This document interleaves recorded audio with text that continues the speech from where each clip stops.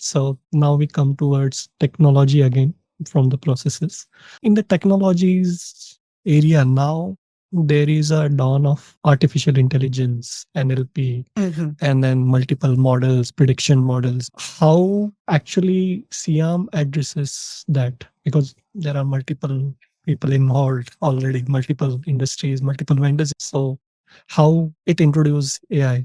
So there's definitely different use cases for AI in SIAM models. If you start to think about, again, something as basic as routing tickets or Mm, events to the correct service provider to deal with that, and teaching our systems. So it can be a very simple change, but a really powerful one is removing that sort of bounce around, because, we're automatically in the background aligning rules and saying this event needs to go to this organization in order for them to deal with it.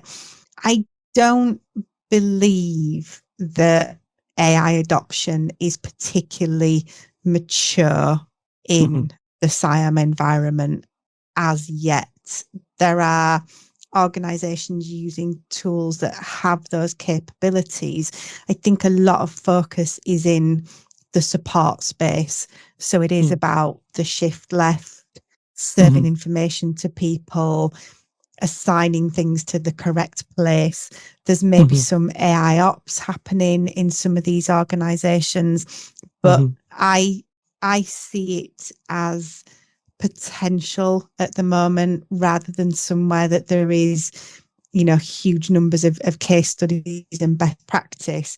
We can understand the benefits. There is some small levels of AI adoption, but at the moment, I think that the potential is there rather than the actual, which is true in a lot of non-SIAM organizations as well. We're all talking about AI, we're all excited, but there's not so many of us doing it particularly well. Right. So there are, say, maybe it's kind of, maybe automation is there and then AI augmented it. So probably it's like a second worker or assistant, digital assistant for your organization, or maybe a virtual support agent there. Yes. Yeah. So virtual support agent may be a kind of a chatbot where everyone can interact with them, and then probably rather than raising a ticket, it could be kind of just classify the problem and then give the answers connected to some knowledge article perhaps. And if only needed, then ticket has been raised. Because right now what is happening is like any email comes, any people are just picking up phone and then they raise the ticket. Yeah. There is no classification, there is And no intelligence involved there. yeah. And I know there's some companies in the SIAM space who are starting to work in this area and looking at this concept of the digital workforce, because again, the trends are global in terms of the ability to retain talent, the ability to attract talent, the ability to, fill some of the most important roles. So the more we can do in terms of enhancing our workforce with automation, with the virtual assistants, the more we can focus on maximum value from the people that we have, which is, good for them. They're doing more fulfilling work, but good for us as well. True. Yes. So even like we offer some kind of, say, conversational IT here. So typically it does the virtual support agent, and it does not even just a chatbot. It actually does the work behind the scenes using robotic process automation, as well as getting ETL behind also, like data from multiple system captured and then getting into all the things there. Yeah. And I think we're seeing in service management in general, as well as in SIAM, we're seeing a shift from a process focus to a value stream and a workflow focus. You can see it in ITIL 4, you can see it in the way tools like ServiceNow are developing, and within a SIAM environment, you have that complexity in the workflow, in that there's multiple service providers involved. So if we take something like the new starter process, it may involve access being granted by multiple different service providers. There's IT people, there's non-IT people, because there's logistics and facilities and HR. To be able to automate that makes things so much more simple, so much more effective.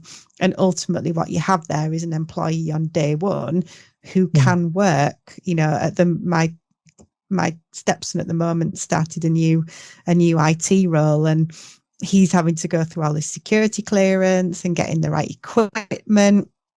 And it takes time, and that's that's not efficient for the organization. So the more we can automate that and speed it up, and the same when people leave an organization as well. Right. Quite often, the companies that I work with, they're pretty good at onboarding. The offboarding's terrible. Can we automate that too? How are we recovering our hardware assets?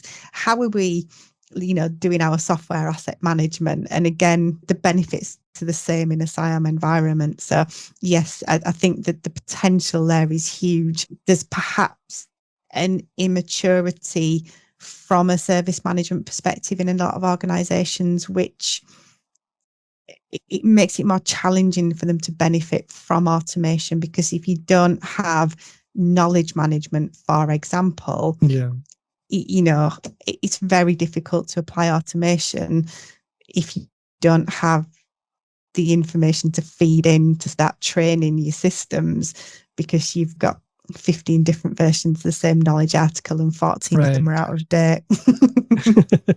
Yeah, bigger issues are there. Right. As you mentioned rightly, like, it is not that framework or something else will matter. What matters is curiosity, and then how curious you are with latest technologies, latest IT techniques and all, and then how you get the better of it. And yeah, that's really a great insight there. So what I would like to ask from the audience or from the overall community, like, how in CM actually, if there is one thing you should think we should stop doing and one thing we should start doing. Wow. If I look back on my experience, because I've worked in multiple different roles. So I've been, working for an outsource organization on a client site. I've been the client, I've been the consultant. And the biggest thing I would say is to check the attitude that you have towards suppliers and how you treat suppliers, because it is relatively common to see a sort of a hostile attitude towards suppliers. Everything's about, just do your job. That's what you're being paid to do. Change that focus, think about this complex network that you have and the value that each supplier is providing. Even the commodity ones, yes, they can be replaced so easily, but if you build the relationship with them, what value are they able to deliver? So I think in order for SIAM to be effective, the attitude has to be positive. It has to be about, we can see the value that you're delivering. When something goes wrong, it's not this huge finger pointing blame exercise. It's, what do we learn from this? How do we make sure it doesn't happen again? What can we put in place? I think that would be the biggest thing for me is, look at the sort of the attitude, the culture that you've got within the model. And I guess the same if you're a supplier, how do you think about your customers? Because it's quite customers, life would be so easy if they were poking into everything. But work towards this collaborative attitude, this positive attitude, try and embed it in everything that you do. And that would be my number one thing, because if you don't have that, nothing else will work. The meetings that you set up, the conversations that you have, if they're not based on this relationship of equals and this trust, then yeah, it's not going to work. right. In one of the podcasts I was listening to you, it's about networking and then communication and collaboration. That's a model there where we can actually get everyone on the same page and treating them as a kind of people, right? Yeah. So I think you can explain it more, like how actually you deal with people. Yeah. And I think it's the episode that you're alluding to. I was talking about the fact that for a lot of people, this Mm. concept of Mm. networking feels cringy. It feels transactional. Who are you? What can you do for me? But what I've seen through my career is by being involved in lots of different organisations like ITSMF, like the British Computer Society, having relationships with SDI, HDI, BRM Institute, DevOps Institute, being active on social media and having conversations there, is that there is this amazing network of people, this community of people. And if I want to kick off a discussion, I can ask a question and get this input from people. And this is people all around the world who are sharing knowledge, sharing information, and those relationships are priceless. And that's kind of, from a personal level, how I came to see the power of networking. The same attitude will help you succeed within SIAM as well. Because if I take my training organisation, for example, we've got 3 different examination institutes we work with. We've got a web developer, we've got multiple different software providers, we've got tutors, help desk, marketing. Again, it's having those strong relationships, because it may be that the web developer can suggest something about an advancement in the learning management system that we use. It's actually really helpful for the course tutors and the course developers. It's having that openness, I think, to conversation. And we touched on it earlier, this concept of being curious. And I think it's personally curious as well, as to, well, these organizations that we're working with, what are their values? How do we build these relationships with them? And it's kind of one of the saddest things for me is when you're working with organizations and you have people who have clearly closed down and they're saying, oh, we tried that, it didn't work, we've done this before, it'll never work here. And Yeah. and they're not open to new ideas. And yes, sometimes you try things and they don't work, and that's where taking a more agile approach helps, because you can try small things, and if they work you do more, and if they don't work you move on to the next one. But it is very much about seeing other people, other organizations, as having value in either your personal or professional journey and personal or professional outcomes, and treating them appropriately. It's basic respect, I think, isn't it? Yes. But having these conversations, and that's just as powerful in the SIAM model as it is in your own personal development. True. Right. This is the very important concept. Yeah. So getting CM implemented in your life. Yeah, personal It's a lot of personal service integration. personal integrations with different people. Right. This is a good concept here, right? And yeah. So, and definitely you are being chosen as a eminent woman thought leader, or eminent woman leader in tech for last 3 or 4 years continuously. So what would be your advice to women in tech? This is like we had this show, TSM show for women thought leaders, and I think if you see our guest list, more than 14 women have been featured there, and it is more than 70% actually now. That's brilliant. That's brilliant. Yeah. So what do you suggest? What do you advise to women in tech? And if they want to grow their career, I respect them in a lot of ways. They have changed the world actually. Yeah. Yeah, absolutely. It's difficult for me to offer advice because I didn't have a perfectly prepared plan for my own career. So,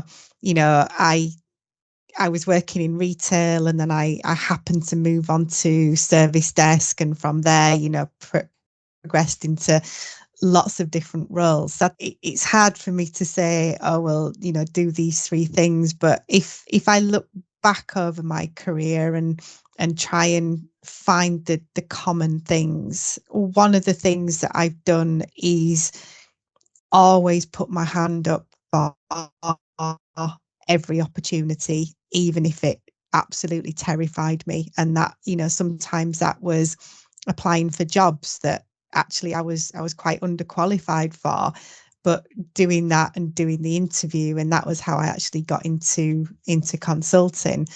So I think, whether it's presenting, whether it's writing a blog, whether it's doing a podcast, if somebody says to you, could you, and you think you can, say yes. So I think that's one thing. Resilience is another thing. If I forget sometimes, I look back through my business folders, and I realize just how many ideas that I've tried that really haven't worked, and it's easy to try something and it doesn't work, and you think, oh well, that's it, I've got nothing. But one of the things that I seem to do is just forget that didn't work and immediately move on and try something else. So having that resilience and not letting setbacks, it's important to reflect and to learn, but don't take it as a personal judgment. And the third thing is what we've just been discussing, which is that community. And my main experience has been in service management, but I suspect all industries are very similar. There is this amazing community of people who want to help people, and so many people will want to see you do well. So embrace that community as well. And technology now allows us to be part of a global community. And I was, a few weeks back, I was presenting at a virtual event in Tokyo and having my session simultaneously translated into Japanese, which is, that's amazing. 10-15 years ago, that just wouldn't have been a thing. So I think yeah, put your hand up for everything, be resilient, and just embrace community. No matter how introverted you are, you can have chat conversations with people. You don't, meeting people can be scary, podcasts can be scary, but chat in a forum, there's so many different ways to do it. So I think those would be the three things that I can draw from my career, even if I didn't quite plan to be where I am right now. Great. That's a beautiful advice right there. And one last question, maybe, and it might be just a curiosity there. So, what do you see if one thing you can actually you want to change or do not want to change anything? So, is there anything in past you want to change which could have been better or could have been changed, or rather in future, what could be the better thing we can do?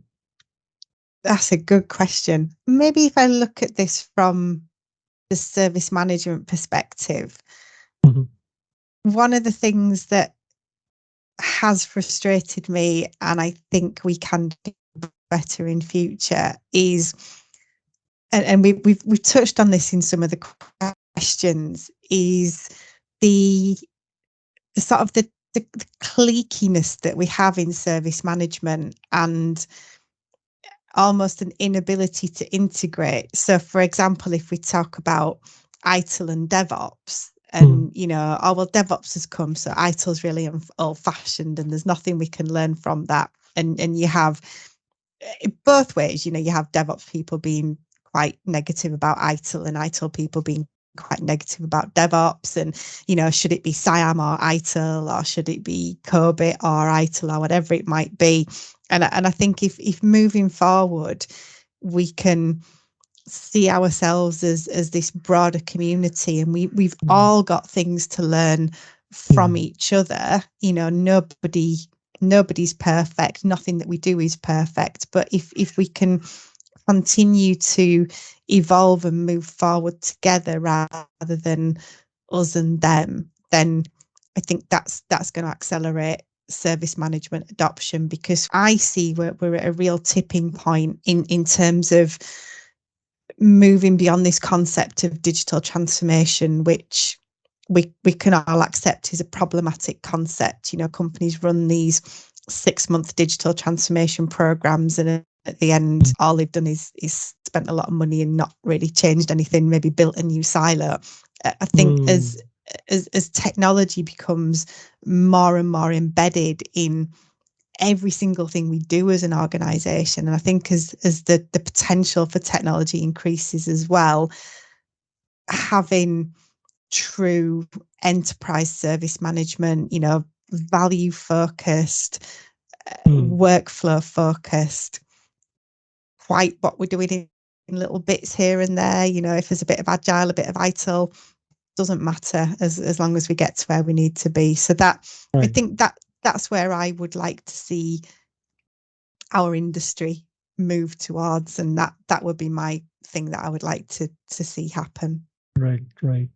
So thanks a lot. We are proud to have you, and thanks a lot for coming on our show and sharing your great insights about SIAM and like connecting it to the multiple governance model and everything like we discussed. These are really useful for our community, and in fact, whatever the even the principle wise and concept wise, it might be applicable to our life as well, which you talked about, and then your experience from you told. So thanks a lot for being on our show, and definitely we'll come back for more. Means this is a bit long discussions right now, but yeah, I never had it enough actually. We can actually talk and talk. We can have multiple panel discussions or likewise again. Definitely.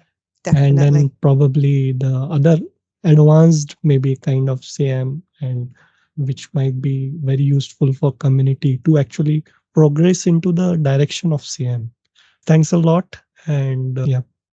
So any last word? No, just thank you for inviting me, and thank you for being such a kind host. And if anybody from the community wants to follow up, if there's any questions, please do connect with me on LinkedIn. You can find me on Twitter as well. So, it is all about relationships. So please do, contact me if there's anything you'd like to ask.